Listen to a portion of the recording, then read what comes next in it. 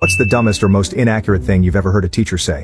1. I don't know if this counts, but I had a really boring teacher who would always teach from a book. So one day he was telling us about how the toilets in Australia flush the other way. So he then talked for 10 minutes about how it was because Australia is in the southern hemisphere, because that's what the book said. Then the book did a huge 180 and said how it was all just a myth and it wasn't true. So the teacher just stood there defeated and then moved on. So he pretty much was dumb enough to go on and on about one part of the book, and then instantly got corrected by the book itself. I was once sent out of class for disagreeing with my geography teacher, secondary/high school, 4th year. She was adamant that a kilometer was 1,000 miles. I was in sheer disbelief and got a bit heated in my pointing out of her error. She sends me out of the class while I'm having to constantly stand outside the room. The head of the geography department, one Mr. Latimer, walks past and asks me why I'm there. I tell him, he bursts out laughing and moves me up a few sets in geography into his class. I never had the other teacher again, but man, was my opinion of her utterly ruined. 3. My college maths teacher insisted that there was no gravity on the moon. Everyone else in class nods along, but I can't keep my mouth shut. But teacher, how could the astronauts land and walk around if there was no gravity? That's simple.